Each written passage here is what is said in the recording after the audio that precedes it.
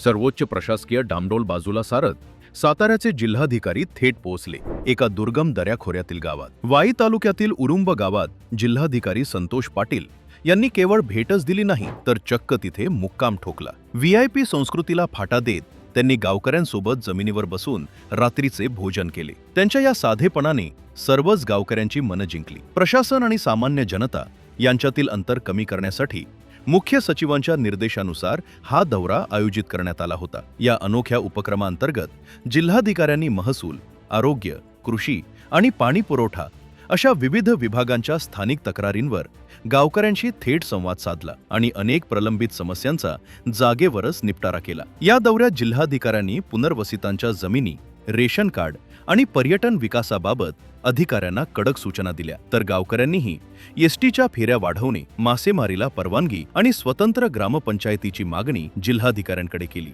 जिल्हाधिकारी संतोष पाटील यांच्या या आत्मीयतेने आणि साधेपणाने उरुंबचे गावकरी मात्र चांगलेच भारावून गेले आहेत. थेट दारात येऊन प्रश्न सोडवणाऱ्या प्रशासनामुळे दुर्गम भागात सध्या आनंदाचे वातावरण आहे. मुळे माननीय मुख्यमंत्री देवेंद्रजी फडणवीस साहेब असतील, त्याचबरोबर माननीय महसूल मंत्री चंद्रशेखर बावनकुळे सर असतील, मुख्य सचिव आणि महसूल विभागाचे आपण मुख्य सचिव असतील, यांनी प्रशासनाला दिलेल्या सूचनाप्रमाणे नागरिकांच्यापर्यंत प्रशासन पोहोचणं, त्यांच्या दारापर्यंत जाणं, गावापर्यंत जाणं आणि त्यांच्या समस्या समजावून घेणं आणि काही समस्यांना त्याच ठिकाणी त्याच्यावर सोडवणुकीसाठी प्रयत्न करणं, या उद्दिष्टाला समोर ठेवून सातारा जिल्ह्यामध्ये जिल्हाधिकारी स्वतः आणि त्याचबरोबर इतर अधिकाऱ्यांनाही प्रत्यक्ष गावामध्ये भेट देऊन तिथल्या समस्या जाणून घेण्याचा उपक्रम.